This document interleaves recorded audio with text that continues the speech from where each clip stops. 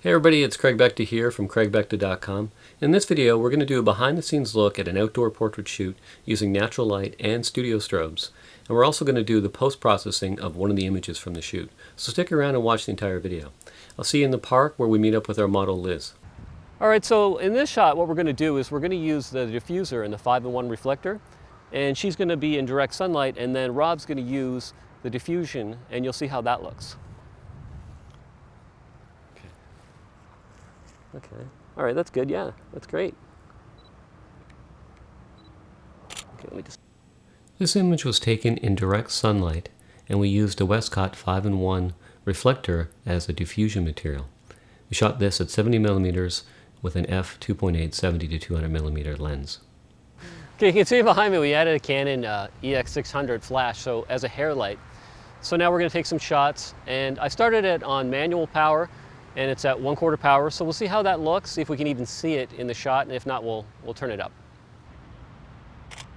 And then let me just go up to the side here. The lighting for the next series of shots is an Einstein E640, a 20-inch beauty dish with diffusion, and a Canon 600EX RT as a hair light. It's kind of cool too, I like it. Oh, let me just make sure. If you stick around to the end of this video, I'll show you the post-processing that we did to this series of images.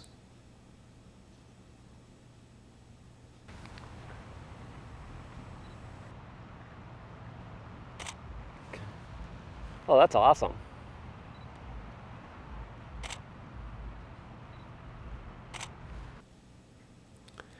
The majority of these shots were shot at f2.8, ISO 100, and we were set at about 200 for our shutter speed. Whew, gonna take a break. But, oh, look, you got a crowd watching you now. Oh, really? Well, it is interesting. I mean, that is cool. How often, do you see all these lights and a beautiful model in a park? Well, that's pretty dramatic. Oh, that's nice. Yeah, there's got to be a handful that are going to turn out really well, I think.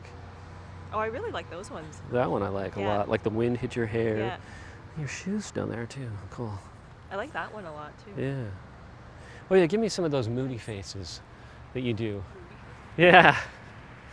You know, those real dramatic faces that you do, like with that pose where your feet were like in the stairwell pose, you know what I mean? Maybe I'll shoot more from over here, more like flat lighting, too.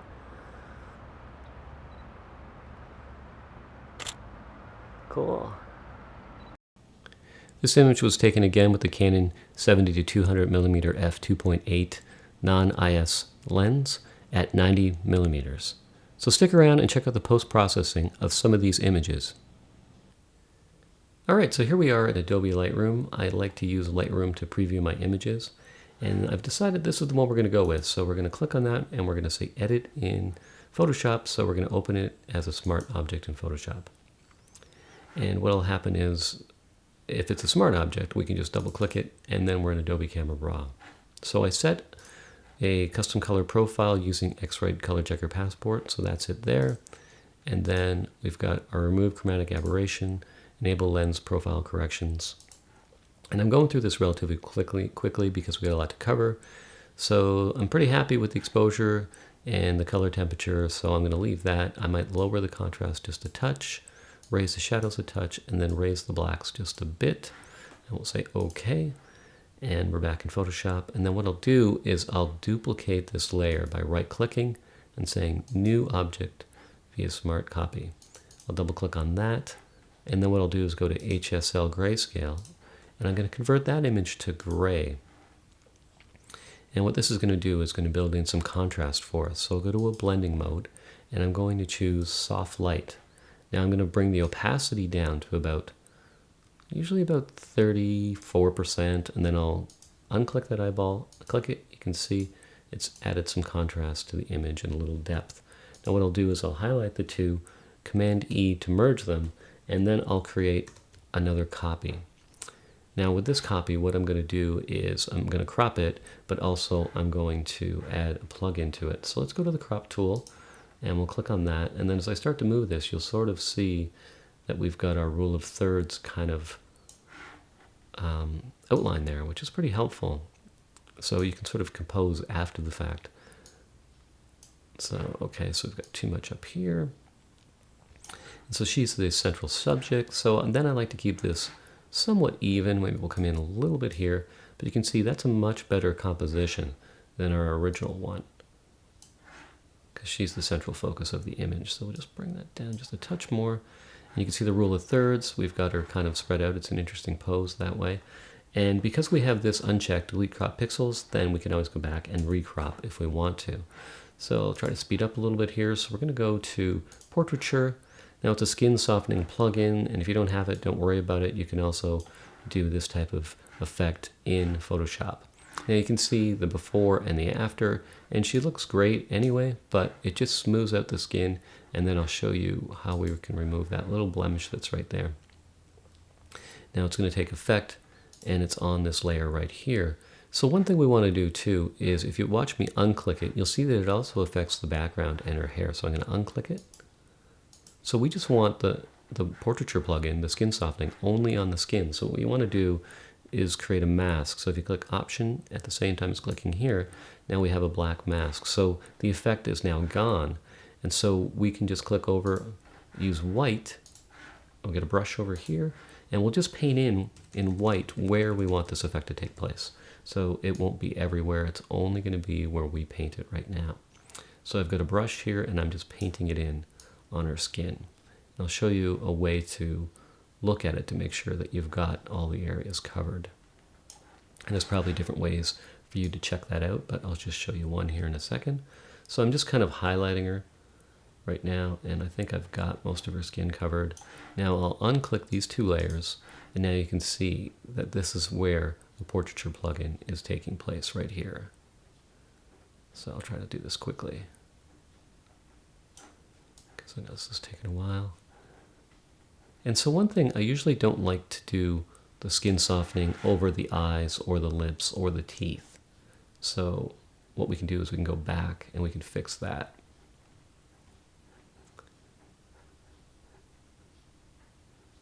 Okay, so we'll go back, make this brush a little smaller, make this a little bigger, and then we'll just, by clicking X, we can go from white to black, and then if I take the black, then it will remove the effect.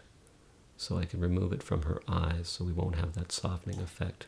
Because what we can do is go in later and sharpen her eyes just to make sure they're very sharp. And then also, I can make this a little bigger, and then we'll just sort of clear this area up. So she has some detail in her lips and her teeth area. All right, so if we go like that, there it is. So what we'll do is we'll merge these layers, and we have a new layer. So what I'm going to do is I'm going to use the healing brush, and you can see we have a little blemish there. I'm going to press Option on the Mac to take a sample, and then I could just brush over. And there you go, it's gone. So you can do as much retouching as you wish. I'm not going to go through it all, but it's the healing brush, and you can see there's a small blemish there, but because it's by her hair, watch, I'll show you what happens. Sometimes it'll take some color from her hair, so I'm going to go Edit, Step Backward. What I'll use is the Clone Stamp tool, and I'll take a sample that's close to the area, and then I'll just paint over.